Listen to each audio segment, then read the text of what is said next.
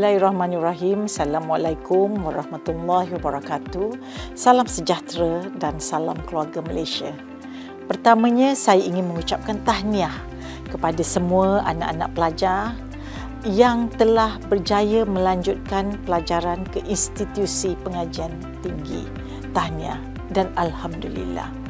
Saya percaya anak-anak semua teruja bergelar seorang mahasiswa. Perjalanan hidup di kampus sebagai mahasiswa ini pastinya akan memberi satu pengalaman dan pengajaran untuk menjadikan anak-anak semua menjadi lebih matang.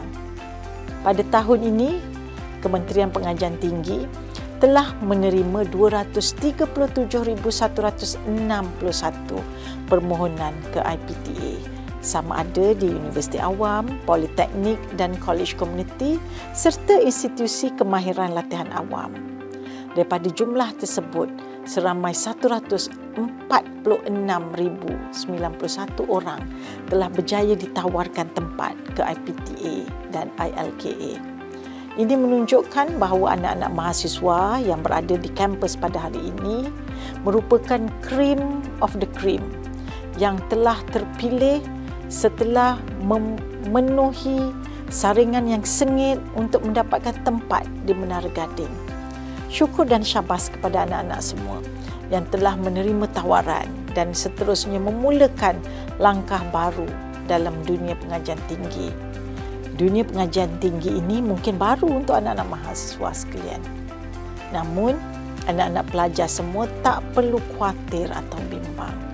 Kami di kementerian sentiasa peka dan cakna terhadap kebajikan pelajar-pelajar IPT tentang hal ehwal dan kelangsungan hidup mahasiswa di IPT sepanjang tempoh pengajian. Pelbagai bantuan dan inisiatif telah dilaksanakan bagi memastikan soal kebajikan mahasiswa terpelihara.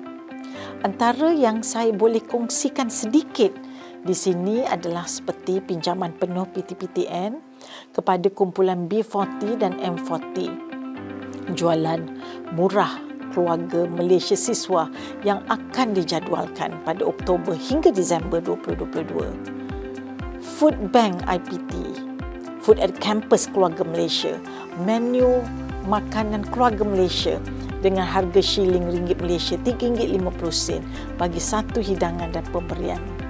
Dan juga akhirnya pemberian peranti siswa.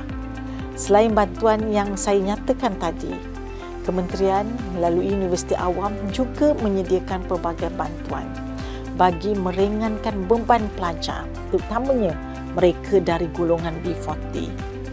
Pelajar-pelajar akan dibantu melalui penyediaan bantuan makanan dan pemberian wang sara diri dan sebagainya, menggunakan peruntukan dana zakat, wakaf dan sumbangan yang diterima di Universiti Awam masing-masing.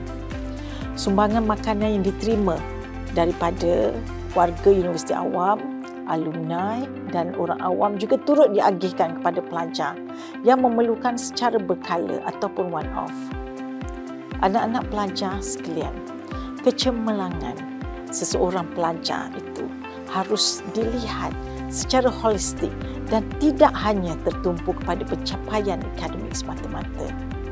Penyerlahan bakat, kepimpinan, kebudayaan, malah kesukanan boleh ditampilkan sebagai kayu ukur kepada pembangunan mahasiswa.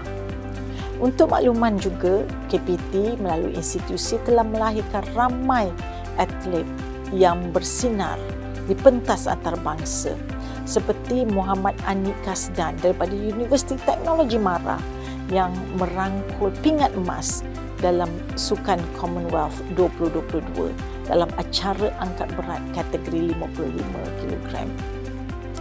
Nur Dabita Sabri telah berjaya menyumbang pingat emas buat negara dalam acara 1 meter papan anjat individu wanita di Sukan C Hanoi dan ramai lagi atlet-atlet sukan yang lain. Saya mengharapkan lebih ramai lagi atlet-atlet sukan dari kalangan anak-anak mahasiswa dapat dicongkil bakatnya sekaligus mengharumkan nama negara. Kami di KPT sentiasa membantu dalam usaha menjayakan hasrat ini. Sebelum saya mengakhiri ucapan ini, istimewa kepada semua mahasiswa baru, saya zahirkan ucapan semoga maju jaya sepanjang pengajian di IPT. Ingin saya memetik satu ungkapan oleh Albert Einstein, "In the middle of every difficulty, rise opportunity." Cabaran yang dihadapi dalam menuntut ilmu harus didepani dengan iltizam dan semangat yang membara dari awal hingga akhir. Jadikan situasi itu sebagai peluang memperkasa sahsia dan motivasi anda semua. Besar harapan kementerian untuk melihat anda semua berjaya dan mampu menyumbang semula kepada negara sebagai aset yang dibanggakan. Akhir sekali, tidak dilupakan juga peranan hal ehwal pelajar yang sentiasa komited dan terbuka dalam perihal pembangunan dan kebajikan pelajar, termasuklah dalam memberikan bimbingan dan nasihat.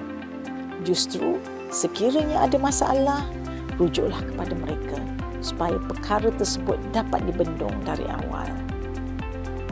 Sekian, terima kasih banyak-banyak dan good luck to everyone.